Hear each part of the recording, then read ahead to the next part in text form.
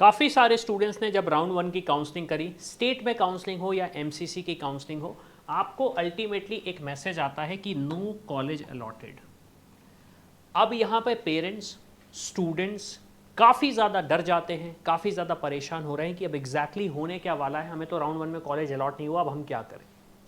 तो डिटेल में डिस्कस करते हैं कि अगर हमें गवर्नमेंट मेडिकल कॉलेज चाहिए तो क्या प्रोसेस होना चाहिए हमारा, और अगर प्राइवेट मेडिकल कॉलेज देख रहे हैं तो क्या प्रोसेस होना चाहिए हमारा। तो सबसे पहले तो देखिए, अगर मैं गवर्नमेंट की बात करूं तो गवर्नमेंट का तो प्रोसेस बड़ा स्ट्रेट फॉरवर्ड है। आपके पास गवर्नमेंट में दो ही ऑप्शन रहते हैं। पहला रहता है एमसीसी का और दूसरा रहता है आपके पास आपकी पर्टिकुलर स्टेट का, जिसको मैं डोमिसाइल बोलूँगा। यहाँ पे आपके पास एम्स जैसे कॉलेज रहते हैं, एम्स हो गया, या फिर 15% का ऑल इंडिया कोटा वाले कॉलेजेस रहते हैं। और डोमिसाइल की अगर मैं बात करूँ तो डोमिसाइल में आपके पास 85% कॉलेजेस रहते हैं, 85% सीट्स का रेशो रहता है। अब अगर आपको यहाँ पे कॉलेज अलॉट नहीं हुआ है तो राउंड टू में भी एक्सपेक्टेशन है।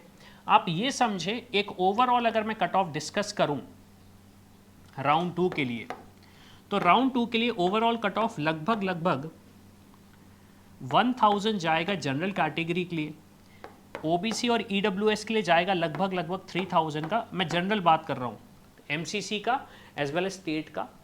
और उसके बाद अगर मैं एससी एसटी कैटेगरी की बात करूँ तो यहाँ पे प्लस माइनस 5000 से लेके 7000 तक कट ऑफ जा सकता है। 5000 से लेके 7000 का कट ऑफ जा सकता है, प्लस माइनस में ही। तो अगर आप इस रेंज में फॉल कर रहे हैं तो आप एक्सपेक्ट करें कि आपको एक गवर्नमेंट मेडिकल कॉलेज मिलेगा राउंड टू में, क्योंकि एमसीसी की राउंड टू की काउंसलिंग थोड़ा सा डिले हुई थी, जिसकी वजह से काफ़ी सारी चीज़ें चेंज हुई हैं। स्टेट की भी काउंसलिंग थोड़ा सा डिले हो रही है उसकी वजह से। तो आप ये एक्सपेक्ट कर सकते हैं कि अगर आप इस रेंज में फॉल हो रहे हैं, ये जनरल कैटेगरी है, ये ईडब्ल्यूएस है, ईडब्ल्यूएस और ओबीसी, और ये एससी एसटी, तो आप एक्सपेक्ट कर सकते हैं कि आपको एक गवर्नमेंट मेडिकल कॉलेज मिल सकता है, ज़्यादा डिफरेंस नहीं आने वाला। अब क्वेश्चन आता है प्राइवेट मेडिकल कॉलेजेस का। अब प्राइवेट मेडिकल कॉलेज की अगर मैं बात करूं तो जो लो फीस वाले प्राइवेट मेडिकल कॉलेजेस हैं, जैसे कि केरला में हुआ, कुछ यूपी में हैं, कुछ एमपी में भी हैं, कुछ पंजाब में हैं, कुछ बिहार में हैं, कुछ वेस्ट बंगाल में हैं, उन कॉलेजेस में एडमिशन मिलना बहुत ही ज़्यादा लो है।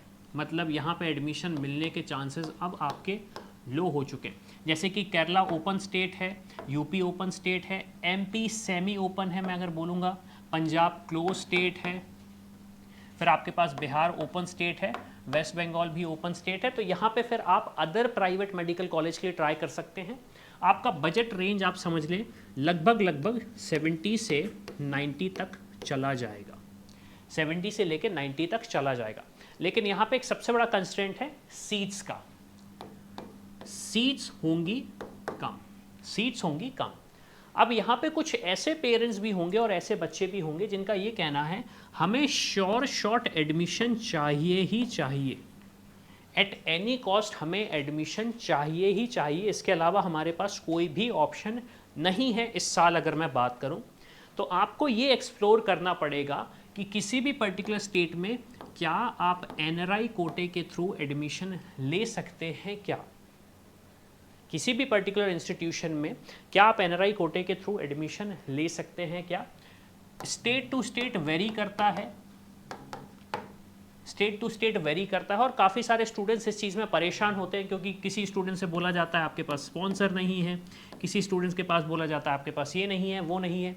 कुछ कॉलेजेस में आपको फ़ीस भी नेगोशिएट करने पड़ती है, लेकिन हाँ, अगर आप एनआरआई कोटे के थ्रू एडमिशन लेना चाहते हैं तो आपके chances of getting an admission high हो जाते हैं। लेकिन एक कंडीशन रहती है, वो ये है कि सारी की सारी प्रोसेस काउंसलिंग के थ्रू होती है। ऐसा नहीं है कि आप वहाँ पे गए और आपने बोला ये सीट मेरी है और मुझे एडमिशन चाहिए एनआरआई बेसिस पे, ऐसा नहीं होता। प्रोसेस पूरी काउंसलिंग के थ्रू होती है।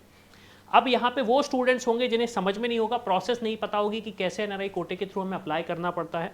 तो अगर इसमें आपको कोई हेल्प हमारी चाहिए तो आप जाइए, डिस्क्रिप्शन में डिटेल्स दिए गए हैं, वहाँ पे आप डिटेल्स फिल करिए और हमारी टीम से बात करिए कि आप क्या ऑप्शंस एक्सप्लोर कर रहे हैं, आपका बजट क्या है और क्या आपको फ़ीस नेगोशिएशन में कोई हेल्प चाहिए जिसकी वजह से आपकी जो फ़ीस है वो थोड़ी सी कम हो सके। तो यहाँ पे हमने डिस्कस किया कि अगर आपको शॉर्ट एडमिशन चाहिए या फिर क्या चांसेस है एडमिशन लेने के, मैंने स्टेट वाइज डिस्कस किया। कोई भी कन्फ्यूजन है, कोई भी क्वेश्चन है तो प्लीज़ कमेंट करके ज़रूर बताएं। तो इसी के साथ मैं हूँ अविनाश, मेरा काम है रास्ता दिखाना, उस पर चल के डॉक्टर बनना आपका। I hope you like this video. For more such videos, keep watching our channel. And do not forget to like, share and subscribe.